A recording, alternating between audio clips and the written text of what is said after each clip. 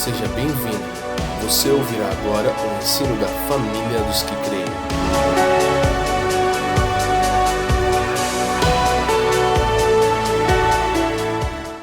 Tudo bem com vocês, gente? Tudo bem com vocês? Vocês estão felizes? Que bom.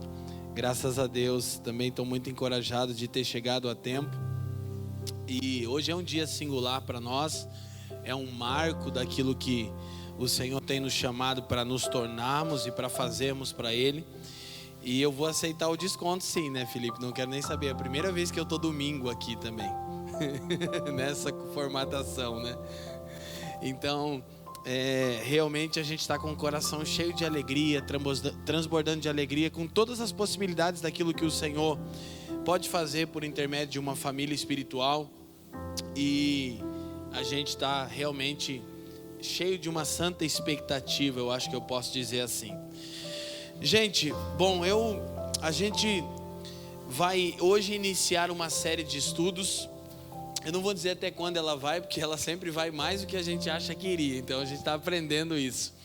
Mas aos domingos, nós vamos fazer por costume sempre trabalharmos uma série de estudos, trabalhando temático, a fim de que todo mundo possa crescer no entendimento. Então, como hoje a gente está dando start nessa nova estação da família dos que creem, na primeira série que nós vamos trabalhar nas próximas semanas vai chamar o Evangelho Todo. Diga comigo, o Evangelho Todo.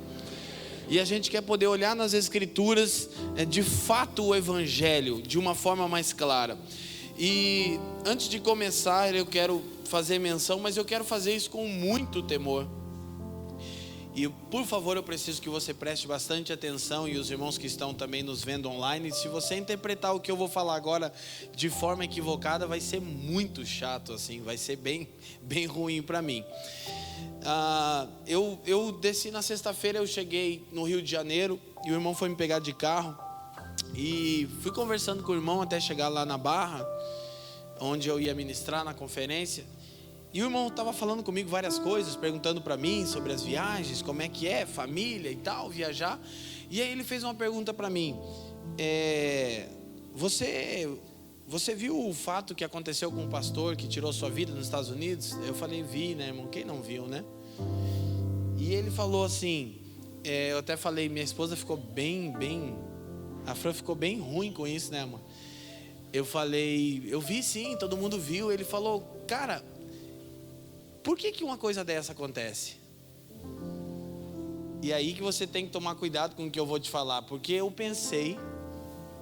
estou meditando sobre o Evangelho, e eu falei, meu irmão, bom, talvez existam inúmeras razões que quem saberá o que passava no coração desse precioso irmão, desse marido, desse pai, desse pastor de uma linda igreja. Mas eu disse para ele, uma coisa eu tenho certeza: por alguma razão que eu desconheço, o Evangelho não foi suficiente para ele. E é meio duro se você pensar assim. Ele disse, você não acredita que a depressão é uma patologia? Eu disse, claro que eu acredito, é uma doença, é a doença do século 21. Mas eu sei uma coisa, por alguma razão, em algum momento, o Evangelho deixou de fazer sentido para ele. Porque se alguém entende a mensagem do Evangelho, de fato ela o entende, jamais a pessoa vai chegar no fim da jornada dessa forma. E eu sei que é até estranho, eu acho que à medida que eu for falando, você vai entender melhor o que eu estou dizendo, porque é meio pesado. Eu falei, irmão, não quero que você me interprete mal, mas é a única resposta que eu tenho. Porque ou eu creio que o Evangelho é o poder de Deus para a salvação de todo aquele que crê, ou eu não creio. Ou eu creio que o Evangelho é suficiente para curar as feridas e as perguntas e os questionamentos da alma humana, ou eu não creio. Não tem uma opção no meio disso.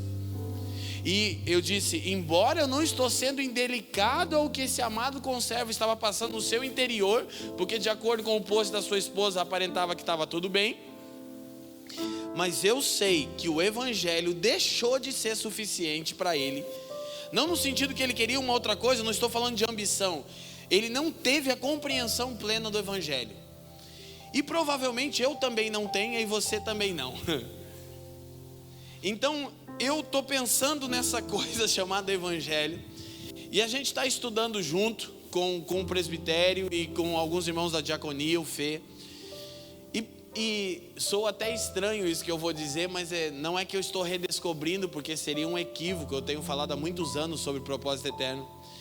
Mas parece que eu achei uma coisa tão simples no evangelho que eu nunca tinha me atentado para ela. E eu quero poder comunicar isso com vocês, mas não como um mero ensino, que vamos fazer nas próximas semanas, enquanto trabalharmos a série, o evangelho todo. Não quero ensinar teologia para vocês, a gente vai fazer isso quinta-feira, tá bom? Já para vocês saberem, no final a gente vai falar da movimentação. Mas eu quero realmente cooperar com o Espírito Santo no resgate da suficiência do evangelho. Mas para isso, a gente vai ter que responder uma pergunta primordial: o que é o evangelho? Sabe qual é o problema? Que a maioria de nós aqui tem andado com o Senhor por alguns anos, e bem provavelmente a nossa compreensão seja bem rasa sobre o que é o evangelho. Então eu queria conversar com vocês sobre isso a partir desse fato, desse precioso irmão, desse pai que partiu, e que o Senhor console essa mãe e esses filhos e a igreja nos Estados Unidos, mas que o evangelho seja suficiente para mim e para você, amém? E quando ele vai ser suficiente? Quando a gente compreender a suficiência do evangelho. Uma coisa que eu aprendi muitos anos atrás é que a parte do evangelho que funciona na minha vida é a parte que eu entendo. Você precisa se perguntar: por que o evangelho é a resposta para tudo? E por que eu não consigo viver uma vida plena? Então esse é o grande desafio nosso, amém? Compreendermos o evangelho. E a gente já falou outrora, e agora a gente vai desdobrar nisso. Eu gostaria que você abrisse a Bíblia em Atos capítulo 20. Se a Joyce conseguir me ajudar, versículo 24. Nas próximas eu vou melhorar, Joyce, eu vou te dar alguns textos, tá? Porque é muito difícil essa coisa de fazer rápido. Vocês estão felizes ainda, gente? Amém? Atos capítulo 20, versículo 24. Nós temos o que eu vou chamar de o primeiro capítulo do evangelho. Já trabalhamos isso, a gente vai desdobrar um pouco mais. Mas em nada tenho a minha vida por preciosa, contanto que cumpra com alegria a minha carreira e o ministério que recebi do Senhor Jesus, para dar testemunho do, leiam comigo, de novo, do evangelho da graça de Deus. Então, bom, nós já sabemos que a expressão evangelho significa boa nova ou uma boa notícia. Qual é a primeira boa notícia que o evangelho comunica aos homens? A graça de Deus. E aí eu já vou te falar, aqui já teria que ser suficiente. Porque uma correta compreensão e experiência com a graça de Deus supre a necessidade da alma de qualquer ser humano. Então o evangelho tem capítulos. Ele não é fragmentado, mas ele tem capítulos. E o primeiro capítulo é uma boa notícia a respeito da graça de Deus. Joyce, Lucas capítulo 4, versículo 14. Eu vou abrindo aqui também. Lucas 4, 14. Desculpa, 4:43. Lucas 4:43. Olha que beleza. Vai ser difícil ficar lendo aqui, né? Vou ter que achar. Nós vamos ter um monitor aqui, irmão. Aleluia. Glória a Deus. Quem vocês acham que a gente tem um monitor aqui para o cara ficar olhando? Legal, né? Daí não fica assim, né? Quando você pregar, você vai ver que é difícil, irmão. Quem concorda que um monitor aqui ficaria legal? Quem concorda? E quem que vai ofertar para o monitor? Glória a Deus, irmão. Aleluia, irmão. Então, eu acho que a gente está até aprendendo, que eu estou quase chutando as coisas da Jaque daqui, mas vai dar certo. Eu acho que era para ter tirado daqui, mas vamos deixar ela aqui, né? Hoje a gente vai deixar aqui. Ele, porém, lhes disse, ou seja, Cristo. Atos 20 é Paulo falando, Lucas 4 é Cristo falando. Também é necessário que eu anuncie a outras cidades o Evangelho do Reino de Deus, porque para isso fui enviado. Então, o segundo capítulo do Evangelho é uma boa notícia a respeito do Reino de Deus. Ok? Primeiro capítulo, uma boa notícia a respeito da graça de Deus. Segundo capítulo, uma boa notícia a respeito do Reino de Deus. Apocalipse capítulo 14, versículo 6. E pelo menos esses são os 3 capítulos centrais do Evangelho. Eu acho que bem procurado, Fê, a gente podia até achar mais, né? Mas eu acho que desdobrar muito fica um pouco mais complexo, e a ideia é facilitar a compreensão. E vi outro anjo voar pelo meio do céu, e tinha vamos de novo, tinha o Evangelho eterno, para proclamar aos que habitam sobre a terra, e toda nação, tribo, língua e povo. Então o terceiro capítulo do Evangelho é uma boa notícia a respeito da vida eterna, ou da restauração de todas as coisas, como a gente vai desdobrar nessa série aos domingos. Então diga comigo, o Evangelho é primeiro uma boa notícia a respeito da graça de Deus. Segundo, o Evangelho é uma boa notícia a respeito do reino de Deus. E terceiro, o Evangelho é uma boa notícia a respeito da eternidade. Tá bom? Então isso é o Evangelho. Agora eu, por muitas vezes pregando as Escrituras e ensinando, tomei o costume de dizer assim, ó, isso aqui é o Evangelho. E na verdade, quando eu estava dizendo isso, eu estava querendo dizer que o que muitos falam não é o Evangelho, é mais uma birra do que... E a gente vai organizar uma coisa aqui. Nem tudo que a Bíblia ensina é o Evangelho. E a gente vai entender isso com mais clareza. Presta atenção, nem tudo o que a Bíblia ensina é o Evangelho. Mas toda doutrina bíblica mostra uma perspectiva da mensagem do Evangelho. Vou te explicar. Nós sempre temos um problema com os extremos, com os excessos. Você já percebeu que você é assim? Nós somos assim totalmente excessivos naquilo que fazemos. Uma coisa que nos falta para o ser humano é equilíbrio. Um exemplo, falando da vida da igreja. Vou falar da minha experiência. Vai pegar de alguns aqui. Quando eu conheci o Senhor, 2001, pouco tempo, nós estávamos no Brasil redescobrindo uma coisa, parte da vida da igreja. A igreja que se reunia nos lares e discipulado. Então a gente estava descobrindo que, olha que legal, a gente pode ter culto em casa e a gente tem que ter discipulado. Então isso veio como uma onda, escute, da parte do Senhor, tá ok? Não estou dizendo que não é. E aí o que a gente fez? Fizemos disso o Evangelho. E a gente deu até nome. E ainda tem, que eu não vou mencionar agora. Gregório dizia assim, G12, S10, D20, é tudo a mesma coisa. A gente saiu dando sigla. E não está errado? Não estou dizendo que isso está errado. É errado reunir em casa? Claro que não. É errado discipulado? Lógico que não. Mas o que a gente fez? A gente fez disso o Evangelho. O Evangelho da célula. Aí o negócio é o seguinte, irmãos, se você não tem uma célula, você não entendeu o Evangelho. Aleluia, irmão, glória a Deus.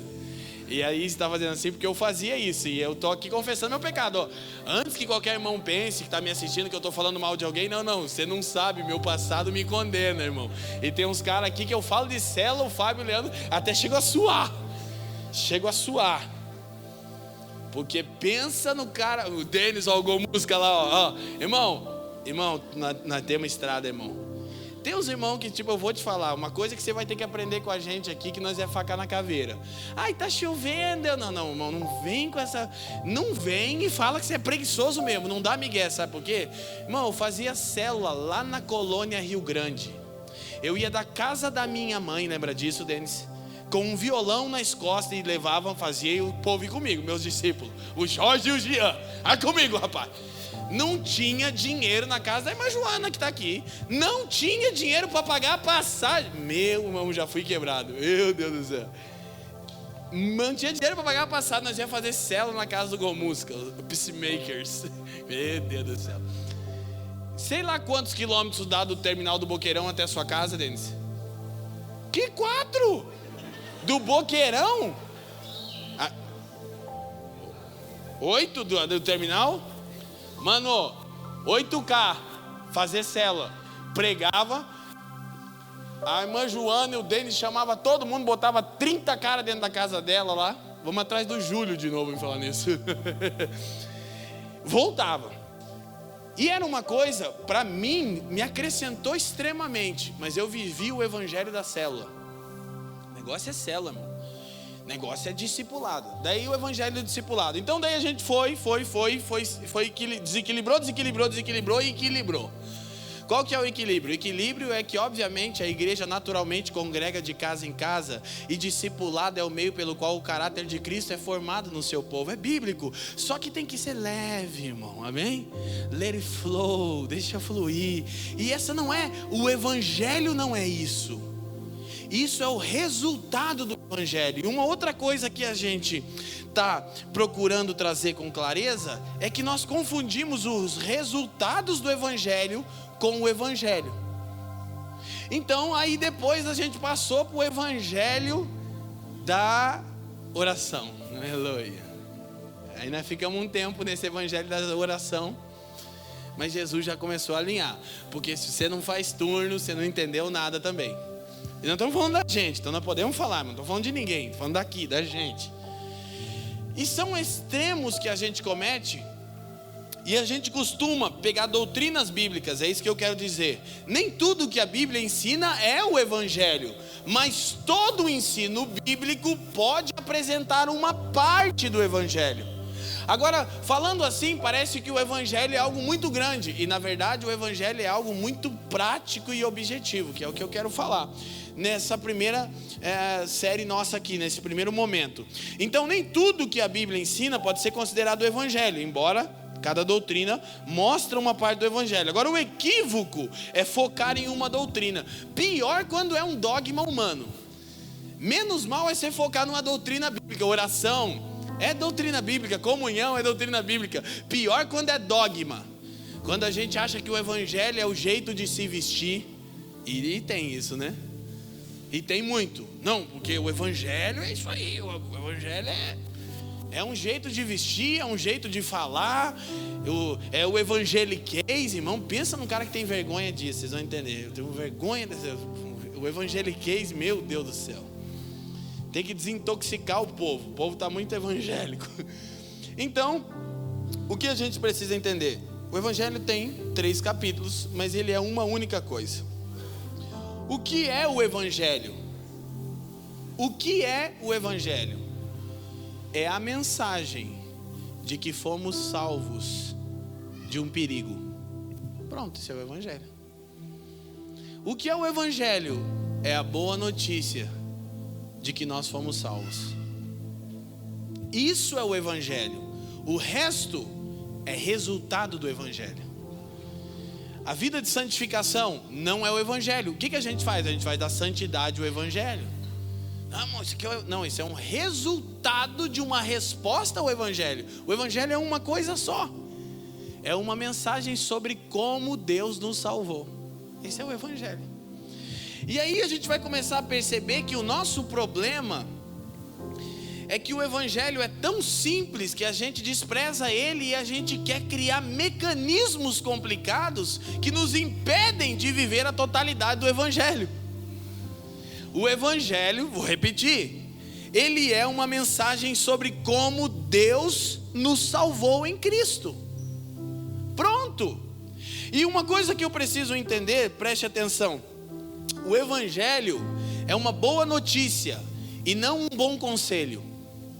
Vou te explicar. A gente acha que o evangelho é um bom conselho. Por quê? Porque a gente prega o evangelho aconselhando as pessoas, dizendo para elas assim, ó, querido, Jesus te ama, seu miserável. e essa vida que você está vivendo está tudo errado, e você tem que viver assim. Presta atenção no que eu vou falar, que é quase heresia o que eu vou pregar. Eu estou pregando uma linha tão tênue para heresia, irmão. Por quê? Porque a gente está pregando o resultado do evangelho como se ele fosse o evangelho. Aí a pessoa olha para nós e diz assim, ó, não consigo. Eu encontrei um cara no aeroporto, se Deus quiser ele vai voltar para o nosso meio. Mandei mensagem para o Alves, falei dele. Agora eu estou encontrando, eu estou até com medo. Porque foi nós plantar uma igreja que eu comecei a achar uns caras que eu achei que eu não acho. Ou eles estão me achando, tá lá eu no aeroporto sexta-feira e o cara fala, Leandrão. Ai, que me chama Leandrão, dá medo. Lê, então eu fico ruim. Aí eu olhei e falei, uau. Depois eu vou falar para vocês, cara, sabe quando você sabe que Jesus está comunicando uma coisa com você, que você está tão dentro da estação de Jesus, que Jesus vai falar assim, ó, não adianta, vai todo mundo achar você. Vai, eu estava falando para fora agora, eu já, um dos barbeiros que eu faço a barba em São José veio na reunião já com a gente, o outro vai vir. Aí eu falo, tudo bem, bom dia, eu queria marcar a minha barba. Daí o pessoal da barbearia respondeu assim, tudo bem pastor, tá marcado. Eu falei, que droga, já descobriram. Daí agora eu estou fazendo a barba, você vai na barbearia, subentende que vai relaxar. Você já foi numa barbearia que você relaxou? Me conta como é que é. Põe aquele pano quente. Mas mano, toda vez que eu vou na barbearia senta 3, 4 do meu lado. A mulher que faz, os irmãos aqui já sabem, né irmão? Os irmãos sabem que eu sou limpinho, que eu faço a unha. Vai aprendendo, vou ensinar esses homens aí toscos. E é cabra macho, irmão. Mas né, unhazinha feita, aquela coisa. Felipe chega lá. O Dulizinski já é mais meu estilo. Vamos dar um jeito, Thiagão, também nós vamos dar um estilo, uma lavada nesse cabelo dele ali, vai ficar bom aqui só.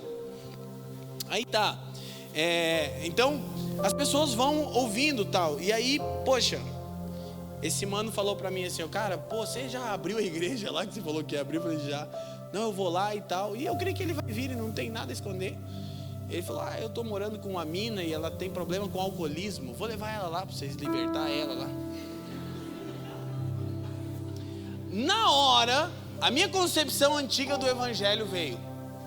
E lá pensei em falar para ele, querido, uma pessoa não deve beber, beber não é de Deus e tal. Aí eu pensei, não, o evangelho é a boa notícia que Jesus já salvou ela.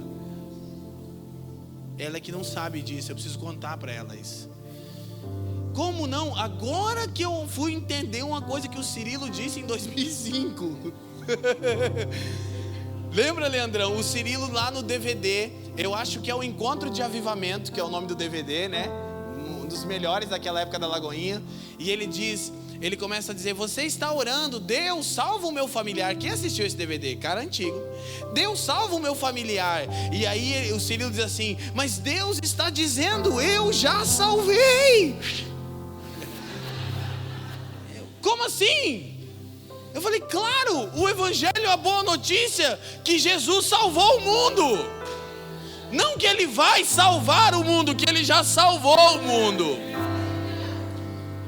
É uma boa notícia a respeito, primeiro capítulo, da graça de Deus. Quem está me entendendo?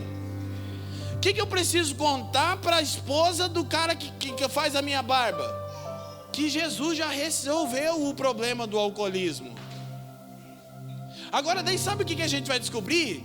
A gente crê no evangelho ou num raciocínio intelectual? Porque daí você vai descobrir uma coisa.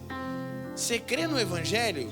E a resposta, se você crê, é que você experimenta. Se você não experimenta, talvez não é no evangelho que você está crendo. Por quê? Porque o evangelho é uma boa notícia, Fernando, não é um bom conselho sobre o que nós devemos fazer. Antes é uma boa notícia sobre o que Deus já fez por nós em Cristo. A gente está pregando um bom conselho, não uma boa notícia.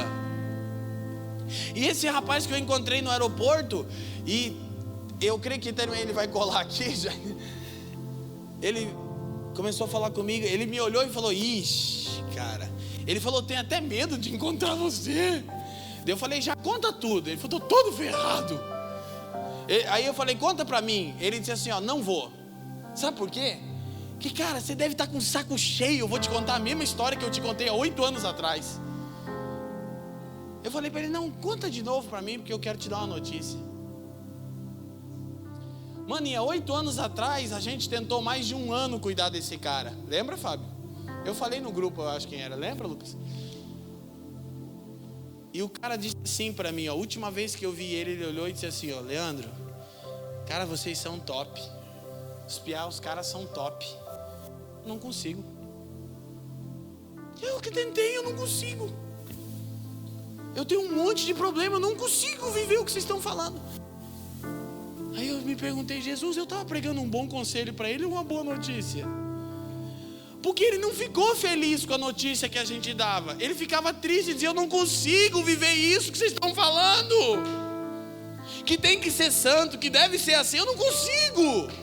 Eu disse, meu Deus, será que eu andava pregando um bom conselho para as pessoas? Quem está me entendendo aqui? Você está achando que o evangelho é um bom conselho ou uma boa notícia? Porque isso vai determinar como você lida com as suas carências emocionais. Quem está me entendendo, diga assim. Eu percebo que a gente está começando a ter luz sobre isso. É tão simples, mas é tão profundo, Jéssica. Eu estou quase achando que eu não entendia direito o evangelho. Jaque, porque eu preguei um bom conselho por muito tempo. É assim que Deus quer, é assim. Não, Leandro, você está abrindo mão disso. Calma, querida, é uma série. Vão ter várias mensagens sobre o assunto, tá bom? Aleluia.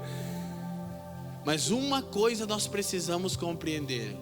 O evangelho é uma boa notícia a respeito daquilo que Deus já fez por nós em Cristo, e não um bom conselho sobre como devemos viver.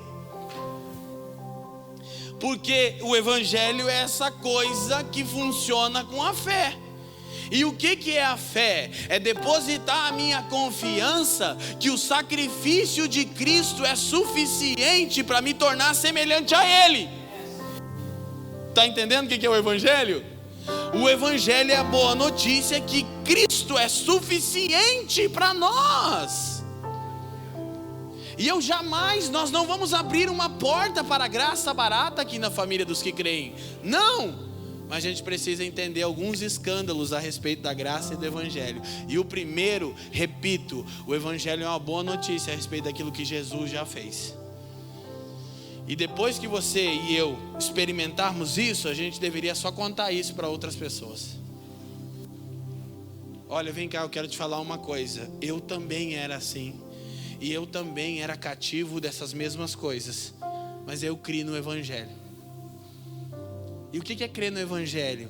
É experimentar, é confessar com a boca e crer no coração que Cristo já solucionou o problema do pecado. Aí eu vou te falar uma coisa que é absurda, mas é bíblica, mas é absurda. Eu confesso também, eu nunca pensei que eu ia falar essas coisas, agora eu estou falando.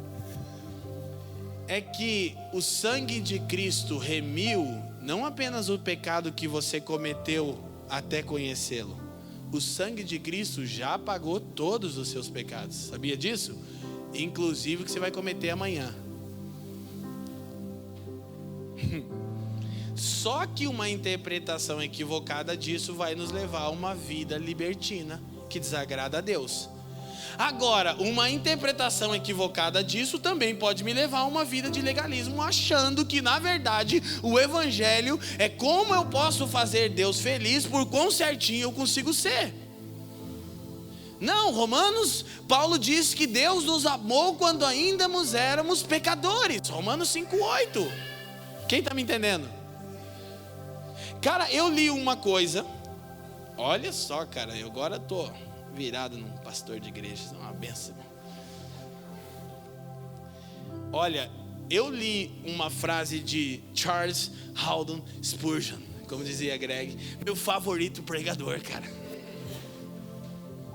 Só faltou o Greg aqui, né? Imagina o Greg zoar a nossa igreja, ia ser legal, poxa, ia sentir o que eu achava com os outros, mas graças a Deus Jesus foi bom, né? Que Spurgeon falou sobre a eleição. O que é a eleição? É a primeira característica da graça. Eu estou tentando, que eu queria entrar mais nisso semana que vem, mas não sei se eu vou aguentar não. O Evangelho é uma notícia sobre a graça de Deus. E a primeira, a notícia A, dentro da notícia... o Evangelho tem 3 capítulos. O primeiro capítulo é uma boa notícia sobre a graça de Deus. Dentro dele se desdobra para 3 boas notícias. A primeira é que Deus nos escolheu. Isso é a graça. Sabe por quê? Porque a graça de Deus, ela é mais conhecida e entendida na primeira verdade que Paulo fala aos Efésios. Ele nos escolheu. Pronto. Já é suficiente para você entender que o Evangelho não é sobre o que você tem que fazer, mas é sobre o que Deus fez. E o que Deus fez? Te escolheu e me escolheu. Aí você tem um seguinte entendimento. E a gente vai tentar evitar, enquanto puder, esse negócio dos calvinistas e arminianos. Porque não que não tenhamos um ponto, e assim, isso ninguém conseguiu fechar agora, não vai ser a gente que vai fechar, até hoje não fecharam. Mas sabe uma coisa? Escuta isso aqui que eu li, que eu tive que salvar para ler para vocês. De Spurgeon. Ele diz assim: eu creio na doutrina da eleição, porque estou bem certo que, se Deus não me tivesse escolhido, eu nunca o teria escolhido. E tenho certeza que Ele me escolheu antes de eu nascer. Caso contrário, Ele nunca teria me escolhido depois. E Ele deve ter me escolhido por razões desconhecidas por mim. Porque eu nunca pude encontrar qualquer razão em mim pela qual Ele devesse me olhar com tão especial amor. Meu Deus, cara. Nossa! Mano, olha aqui. Falei, Jesus querido.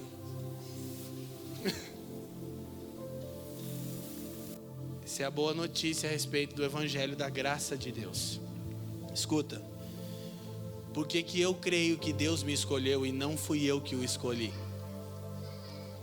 Porque se Deus não tivesse me escolhido, ouça, eu não teria feito. E por que que eu preciso crer, como Paulo diz em 1:4 de Efésios, que Deus me escolheu antes da fundação do mundo, antes de nós nascermos? Porque certamente, se fosse depois, Ele não nos escolheria. E eu preciso entender que Deus me escolheu por razões que eu não consigo compreender. Por quê? Porque não há nada em mim que justifique ser amado de tal forma por Ele. O Evangelho, uma boa notícia a respeito do que Deus já realizou em Cristo por você e por mim, e não um bom conselho sobre como devemos viver, para que Deus se sinta feliz com a gente. Quem está me entendendo? Agora escuta, a real compreensão disso, sabe o que vai fazer com você? Vai tirar um peso de 500 quilos das suas costas. E aí você vai ter a chance de começar a viver o Evangelho. Porque qual é o problema? É que a gente ainda sofre com a culpa e com a rejeição por causa da queda. Volto no nosso amigo pastor, com temor, com todo temor. Por alguma razão dentro do coração dele, ele deixou de acreditar na suficiência da obra de Jesus. Eu sei, isso é uma patologia, mas o gatilho de toda patologia é a queda do homem. Ainda é o pecado. Cara, você viu a foto da família? Pelo amor de Deus, mãe. O que é aquilo? O que é isso, irmão? Família linda. Igreja linda. Que cara lindo, bonito, americano. Meu Deus, meu sonho. Sério, queria ter nascido igual aquele cara, pelo menos igual o Fafa. Mano, sou zoado aqui. Dentão, cabuloso, orelhudo, difícil, irmão. Deixei a barba crescer para ficar americano e o cara me perguntou se eu era árabe no aeroporto. Do jeito que consigo ser americano, de jeito nenhum, Fafa. Vocês estão felizes ainda, amém? Vocês estão felizes ainda? Então escuta. Salam aleikum. Aleikum. Diga assim comigo: o Evangelho não é algo que fazemos, mas é algo que já foi feito por nós. E essa é uma perspectiva incrível da graça de Deus, do amor de Deus. Agora, na semana que vem, eu vou conseguir. Nós vamos falar de fato sobre o primeiro capítulo, o Evangelho da Graça. Eu só quero que a gente entenda o Evangelho, mas é impossível desassociar do primeiro capítulo. Mas eu vou mais fundo na outra semana. Agora, o Evangelho é uma boa notícia sobre como Deus nos salvou, ok? Do que Deus nos salvou? Hã? Isso. Joyce, Tito capítulo 1, versículo 10. Eu não vi que horas eu comecei, mas eu tenho que pregar pouco agora. Eu sou pastor de igreja. 20 horas eu comecei? Mentira, não é verdade. Então tá. Vocês estão comigo ainda, gente? Sim? Tito 1:10. Travou? Deu tchut, deu tchut. Então tá, eu tenho uma Bíblia aqui, graças a Deus. Você tem uma Bíblia aí? Então, usa a sua Bíblia aí. Você tem um smartphone, alguma coisa? Meu Deus, irmão. Se você não tiver nenhum celular, não vamos orar pra você. Quê? A Bíblia não acaba a bateria, irmão. Por que eu uso a palavra? Tito capítulo 1. Quem está lá, diga assim. 1 Timóteo, 2 Timóteo, né? Tito. Versículo 11. Tito 1:11. Porque a graça Esquece. 1:10. Depois dessa parte é depois. Esse é depois, semana que vem isso. 1:10. Essa é a segunda. Meu Deus, cara. Não, eu estou perdido. Não é Tito. Cadê, Felipe, o texto? Que fala que ele nos livrou da ira vindoura, mano. O que está acontecendo comigo, irmão? Eu fiz essa mensagem tão bem. Peraí que eu tô... Caraca, é 1 Tessalonicenses 1:10. Esquece, Joyce. Poxa, querida. Não, eu estou pensando em 1 Tessalonicenses, mas eu falei do Tito por causa da graça salvadora que nos educa. 1 Tessalonicenses 1:10. Quem achou? Diga assim. O inimigo está tentando me envergonhar, mas não vai conseguir, varão. 1 Tessalonicenses 1:10. E esperar dos céus o seu Filho, a quem ressuscitou dentre os mortos, a saber, Jesus, que nos livra da ira vindoura. Escuta uma coisa. Há alguns textos fundamentais para compreendermos isso. Mas, preste atenção. E esse é um problema para a gente entender a justiça de Deus e a graça de Deus. E esse é o grande conflito da nossa geração agora. A gente sempre fica nos extremos. Ou a gente crê num Deus justo, que está estressado, que está brabo e que pune tudo. Ou a gente crê no Deus que não dá nada, que Ele entende todo mundo.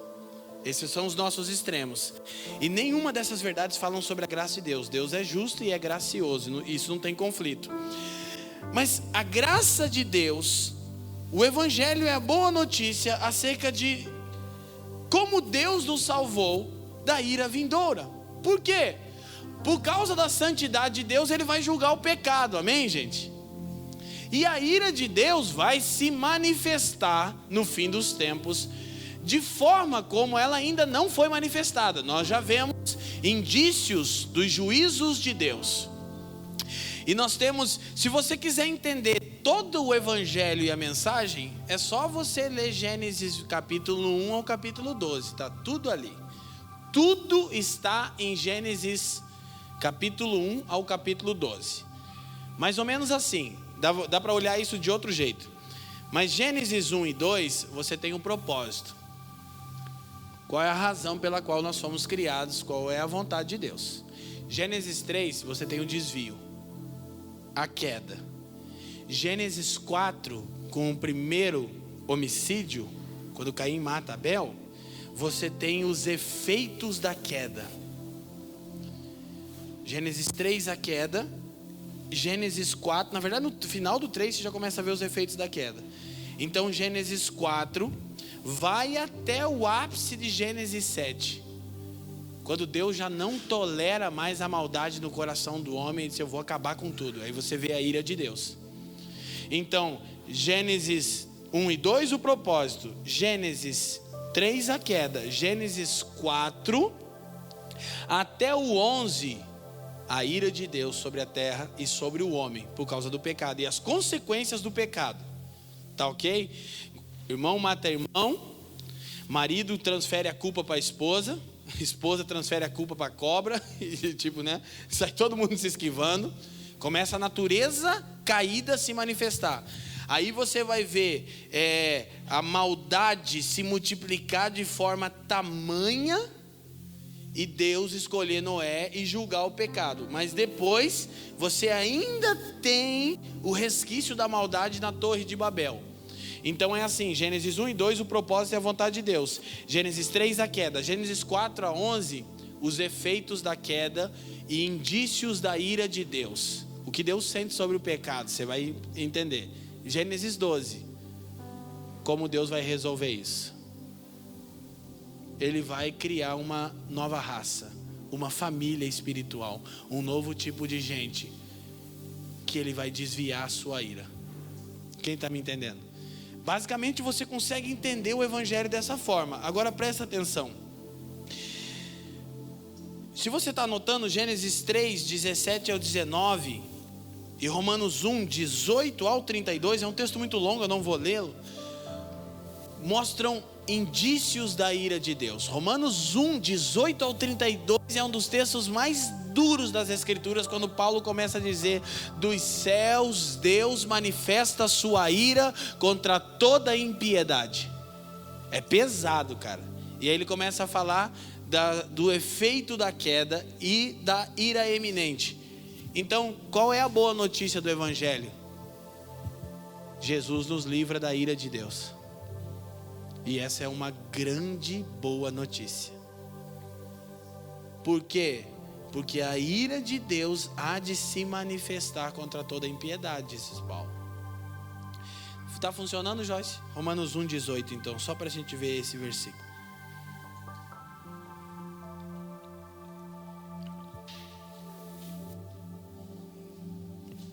Romanos 1, 18.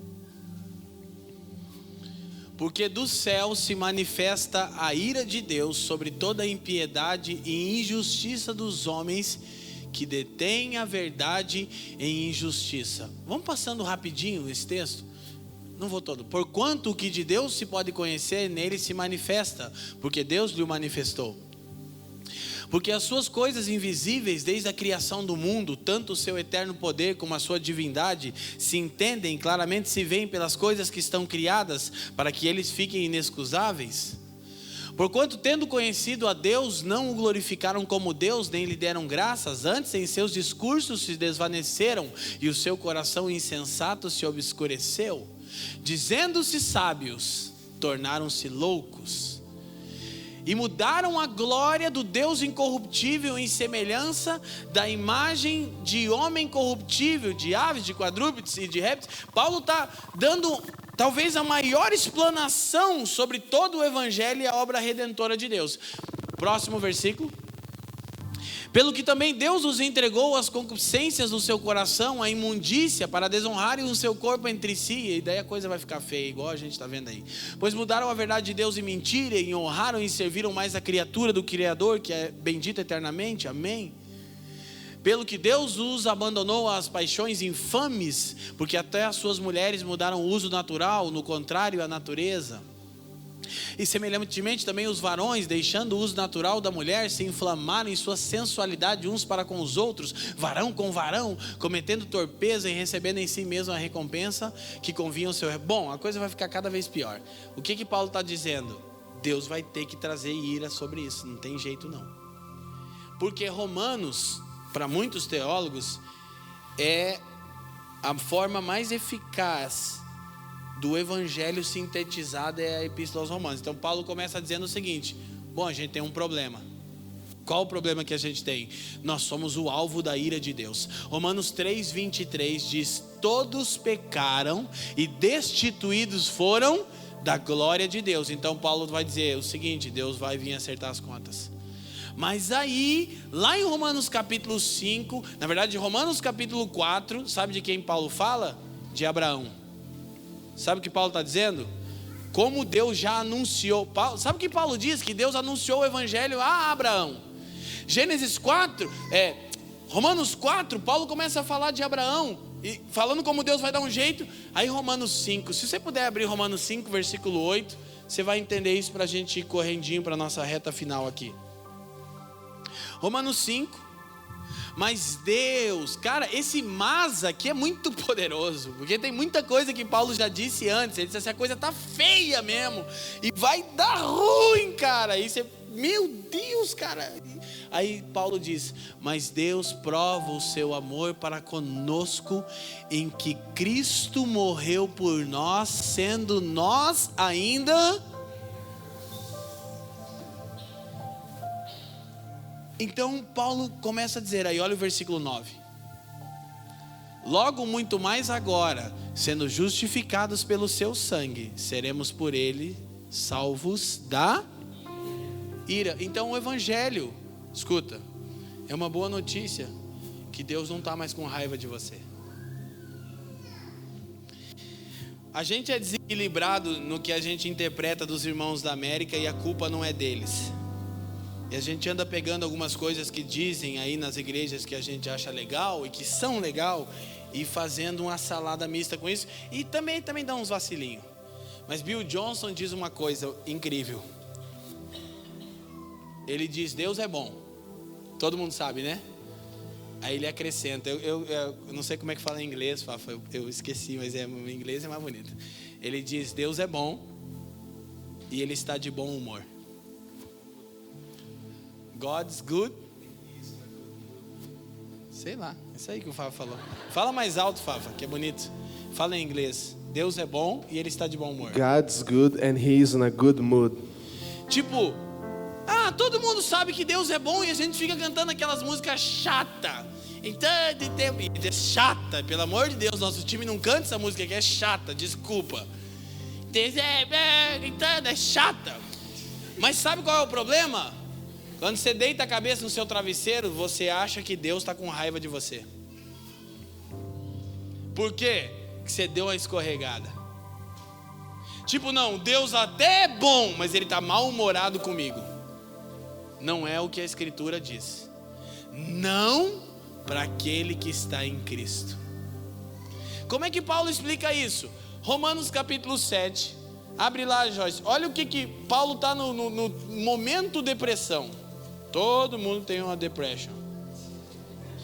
Lê Romanos 7 para você ver se Paulo não está. Todo bom homem de Deus e mulher de Deus tem uma depression. É passageira. Dá uma depression, daí dá uma alegria. Aí ele começa: isso aqui é difícil. Olha só o que ele meu Deus do céu. Olha o que ele diz no versículo 15 em diante.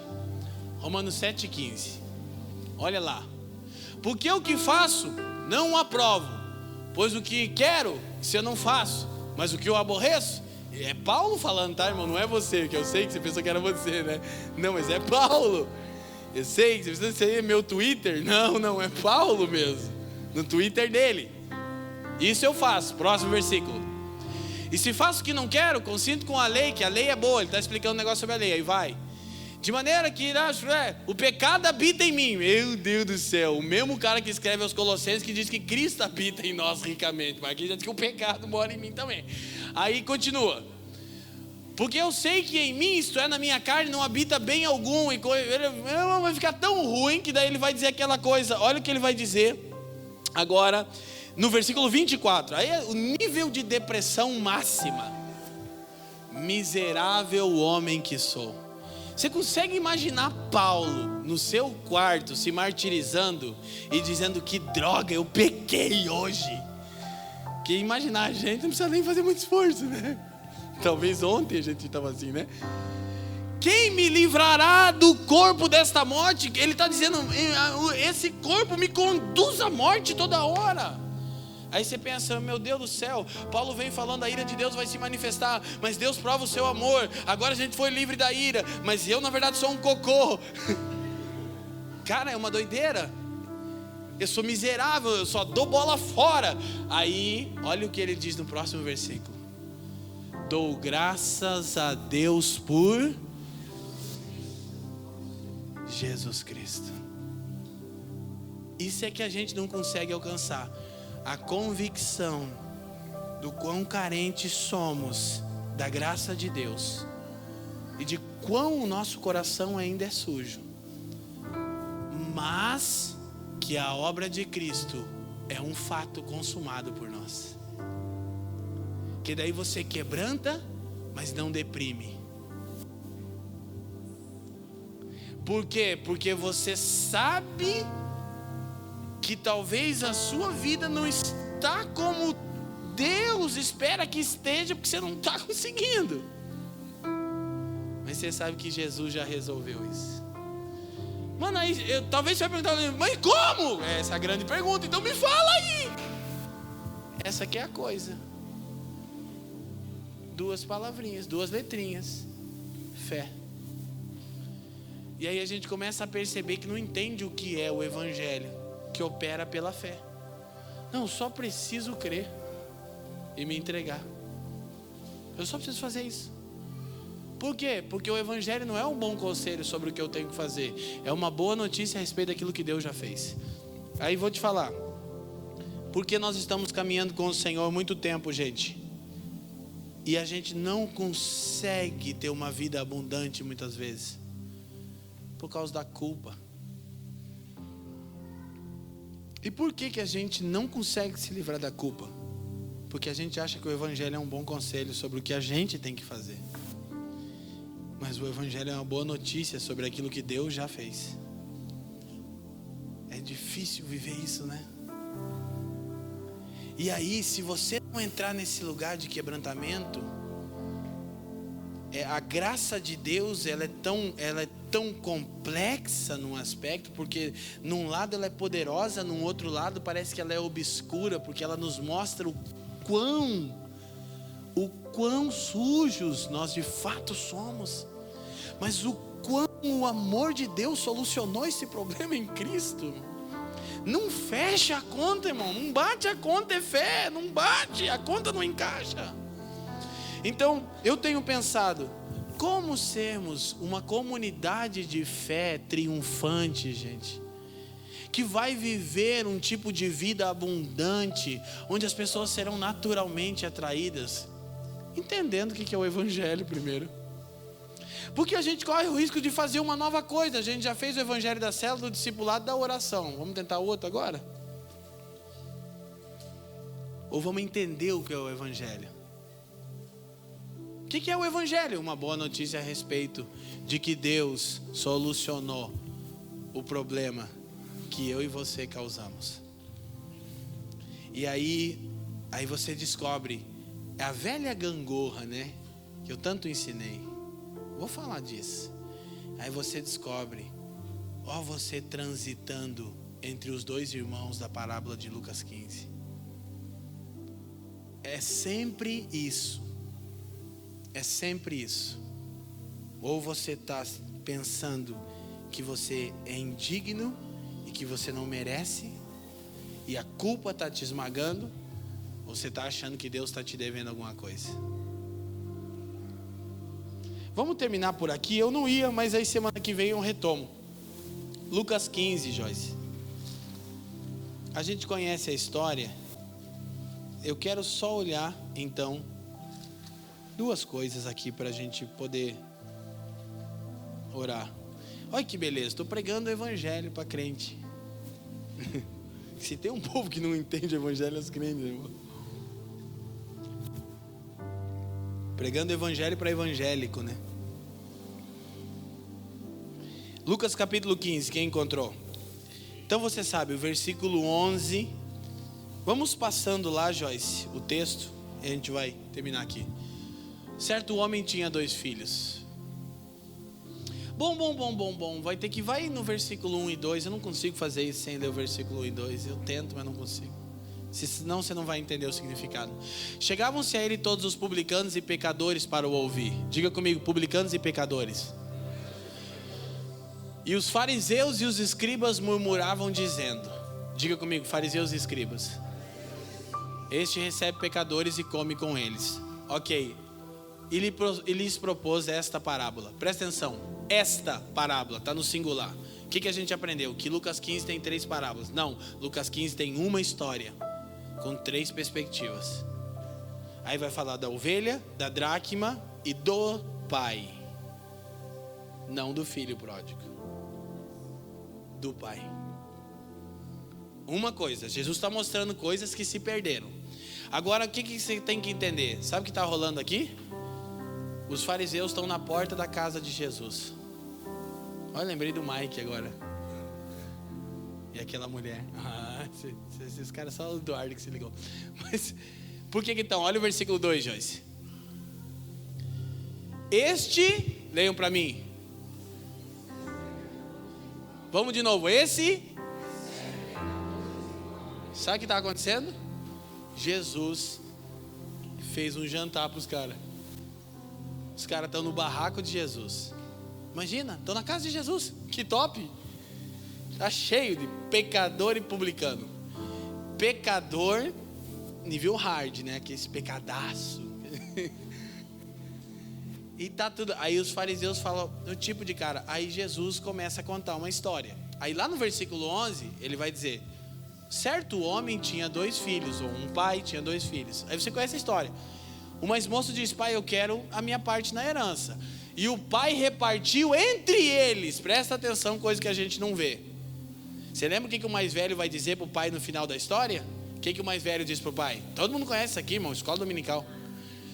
Eu estou aqui fazendo tudo certinho e você o quê? Você nunca me deu um? Não é isso que o texto está dizendo. O texto está dizendo que ele repartiu entre eles a fazenda. Sabe o que você vai descobrir? É que ele não aprendeu a desfrutar daquilo que ele já possuía. Entendeu? Paulo ora pelos Efésios pedindo espírito de sabedoria e revelação para que eles aprendessem a desfrutar do que já possuíam. Já tinham. Aí o texto começa. Você conhece essa história? Daí vai e tal, torra tudo. Vai lá, Joyce. Torra tudo e vai, aleluia, glória a Deus, e vai. Glória a Deus não, né? Fica... Aí eu vou chegar no meu pai e vou dizer: já não sou digno de ser chamado teu filho. Faze como um dos teus trabalhadores. Então qual é esse extremo? Esse é o extremo da culpa. Por que ele está se achando indigno? Por causa da culpa. Só que isso aqui constitui um problema para nós, sabe por quê? Porque a gente bate no irmão mais velho desde que a Bíblia é Bíblia, né? E defende o irmão mais novo. Só que o irmão mais novo acabou de mostrar uma coisa, presta atenção. Ele era igual ao mais velho. Porque ele disse: já não sou digno. Quer dizer que antes eu... E quando que eu era digno? Quando eu fazia tudo certinho.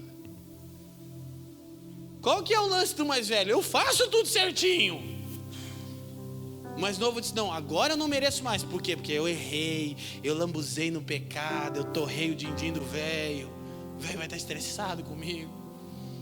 Mas aí sabe o que acontece? Ele disse: eu vou pro meu pai, já vou chegar, já, pai, tá bom, eu não mereço mais. Então ele está implícito que ele achava que quando obedecia, merecia. Irmão, ninguém aqui vai admitir isso, ou todo mundo vai, a começar por mim. Mas quando você está alinhadinho, você está...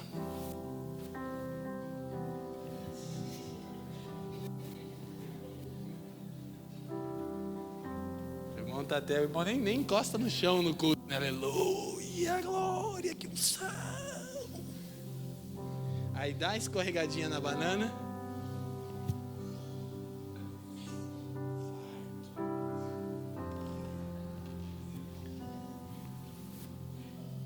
Irmão, eu fiquei tão expert com as minhas fraquezas e lidando com o jeito que eu posso te apontar quando você está sendo mais velho ou mais novo. Cuidado.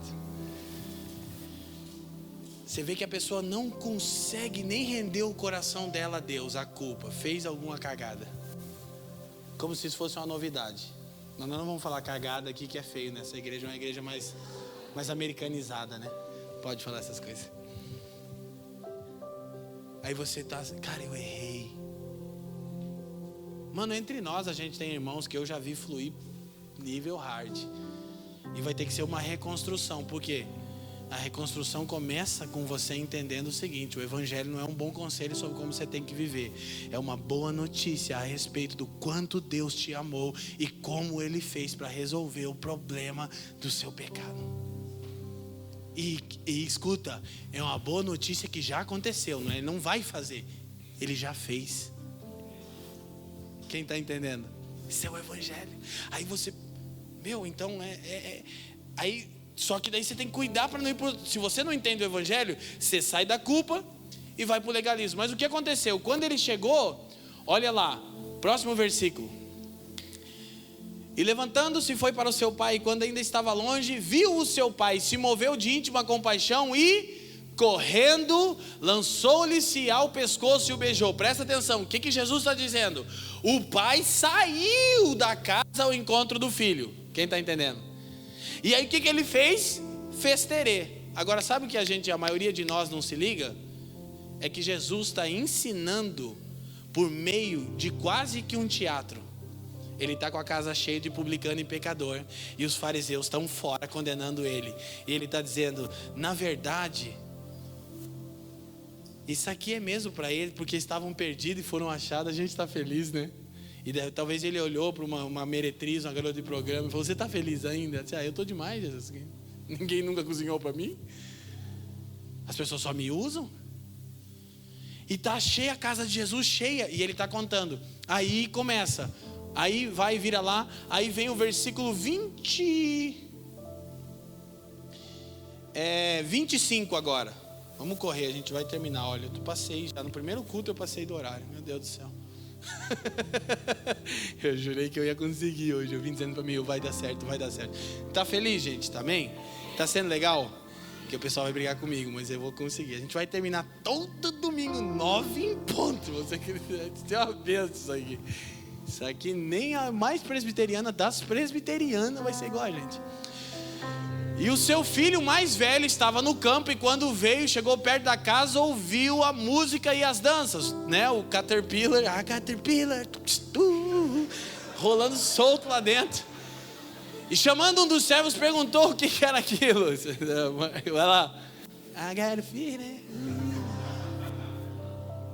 Alguém perguntou para mim, você escuta a música do mundo? Eu falei, eu não sei se tem música em Marte ainda, né? E ele, não sei, você já ouviu, né, a música de Saturno? Que esse evangeliquez, pelo amor de Deus, irmão, aqui não, é muito chato, cara. Eu vou até fazer uma série, minha esposa agora eu prometo, chegará o dia que eu farei uma série sobre umas músicas do Legião Urbana aqui. E vocês vão ver o tanto de evangelho que tinha naquilo ali. Aí, irmão, senhor, diáconos, levem-na.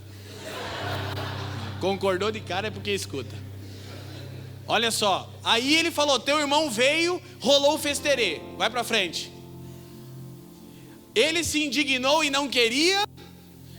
Gente, eu ensinei isso aqui por quase 15 anos. E fazem só uns 2 anos atrás que eu entendi o que estava acontecendo. Porque eu esqueci que Jesus estava na casa dele, eu não me dei conta. Eu falei, meu Deus. Ele não queria entrar. Sabe o que aconteceu? Jesus começa a história dentro da casa com os publicanos, os que se sentem culpados, os pecadores. Ele vai contando a história e diz, quando o mais velho chegou, aí sabe o que acontece? Jesus estava lá, né, sentado, não tinha uma cadeira, era daquele jeito. E talvez ele fez isso aqui, ó. E o mais velho não queria entrar. Olha o que o versículo vai dizer depois, Joyce. Respondendo ele disse ao pai, eu te sirvo, eu vou no culto, eu dou o dízimo, eu oro, eu tenho até uma célula e você não me dá nada. A gente já viu que não é verdade que o pai repartiu. Era ele que não sabia desfrutar do que ele já possuía. E o mais novo queria desfrutar do que possuía sem aquele que o deu o que ele possuía. Quem está entendendo? A gente ou está no extremo da bênção, da conquista, da vitória financeira sem Deus, ou a gente está no extremo de tenho que me ferrar, tenho que sofrer, é uma desgraça mesmo, e Deus te enriqueceu em Cristo e você não desfruta. Aí na verdade você quer dar uma de espiritual, pobre, mas no fundo você queria ter tudo que as pessoas têm, por isso que você fala mal. Aleluia? Não vem me dizer que você não queria um iPhone, é mentira. É verdade, né?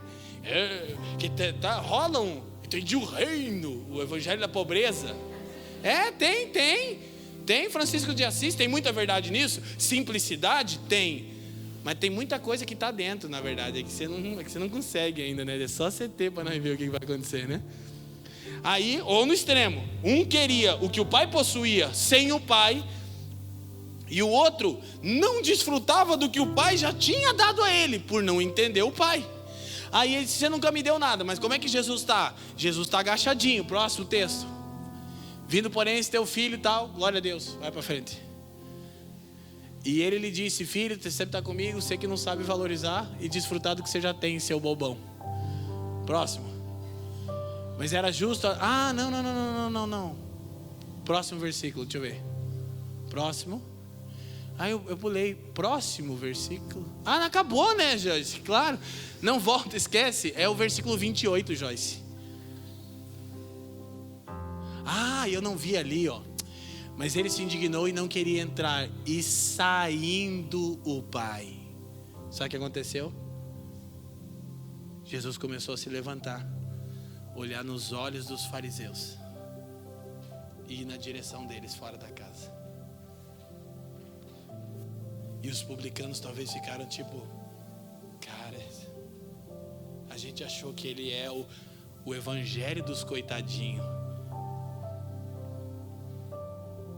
Ele deixou eles e foi até o meio dos fariseus e disse assim, mas o pai insistia para que ele entrasse.